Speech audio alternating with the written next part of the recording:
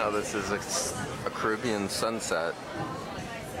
We just left St. Thomas. And we're underway to the next island, Dominica.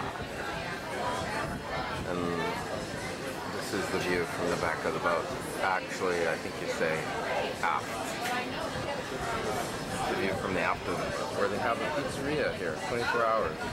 And I just ordered a pepperoni pizza because I'm hungry. Hello, we're in Barbados. It's Wednesday, I guess. And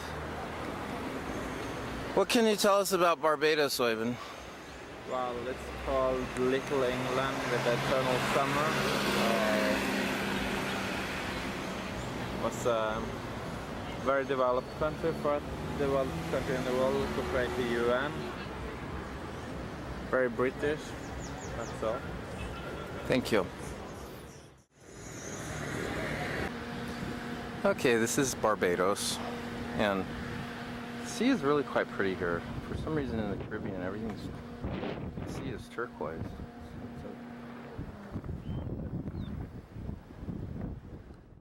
Hello, we're in Antigua, and even though it's spelled Antigua, it's pronounced Antigua. I don't know why.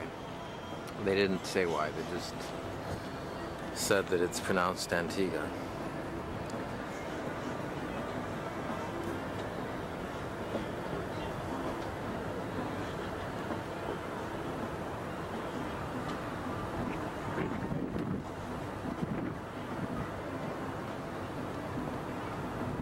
Interesting. The church.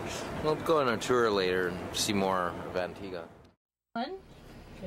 And folks, my name is Shia, and I'll be your guide taking you through the island. And our driver, his name is John Wayne.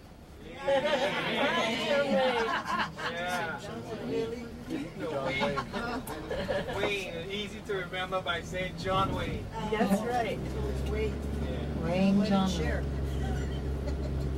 And Shears.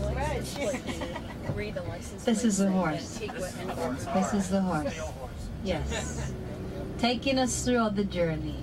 And this is going to be the best horse ride you've ever gotten in your life. Folks, that's our best way of putting it, right? Yeah. Folks, we're throughout St. John's, which is our capital of Antigua. Antigua is in 108 square miles. St. John's was first known as St. John Divine, where they shipped sugar from Bristol. And during the pre-development days in 1666, the island was led by the French. They came signaling us with a British flag, wanting us to know they were British, but they were French. Folks, on your left is our Museum of Antigua and Barbuda. It was first known as a court of justice where most of our laws were made and amended for the colony of our country. That building was hit by an earthquake in 1843, and it was demolished, but was rebuilt with funds of overseas aid by the British. It was also used as our national archives, where they stored information of the island's history as well. And it was turned into a museum in 1985. And the museum offers the artifacts in which the Amerindians and Arawaks were settlers throughout the island. You're seeing here on Long Street the local vendors in which they're selling the wide variety of drapes, electrical and furniture supplies, clothing accessories as well. For anything that we need, we can come throughout these streets and buy them from the local vendors. Just coming on your right is the Queen Ferrari's the St. John's Anglican Cathedral, folks. It was first built of wood, but our structure was eaten by termites. So they had to rebuild a second structure in which you're seeing of English brick. The interior is cast in pitch pine and is said to be a building within a building. The headstones within the ground are over 300 years old, and there are two headstones just at the front, St. John Divine, St. John the Baptist. And the St. John's Cathedral, it holds a capacity of 2,000 persons at one time. And the Anglican is also our main dominant religion here. We have 27 other various religions, Catholic, Pentecostals, Moravians, those to consider.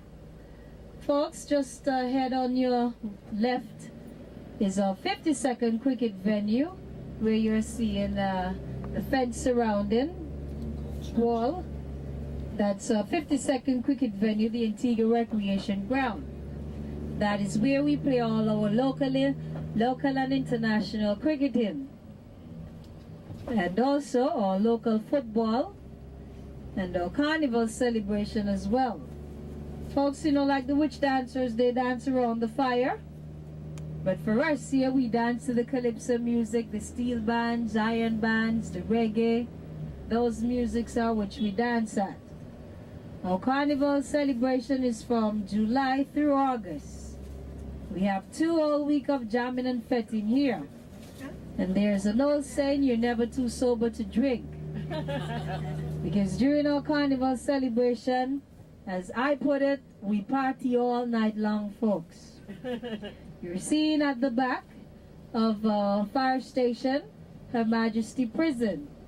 Can anyone tell me why the prison is in the middle of St. John's? Why would they want to put the prison in the middle of St. John's? No idea. Because it's much easier when they get out, you won't recognize them. They'll be just walking like ordinary people, just as we are doing. That's why they've constructed it in the middle. And those are a few mahogany trees in which we're passing as well. The mahoganies, it's illegal to cut down a mahogany tree throughout the island because they can withstand both tropical and hurricane force winds. We have one of our preschool and daycare centers on our left, in which the kids, they go to school from 2.5 kindergarten age. Most of the island's population is working within the tourism sector. For those that are not within the tourism sector, considered fishermen, construction workers, and farmers. Coming on your right, in which you'll be seeing the white building structures, those are buildings of government and our High Court of Justice. Our Prime Minister for today, he's Honorable Baldwin Spencer. Opposition Leader, he's Honorable Steadroy Cutie Benjamin.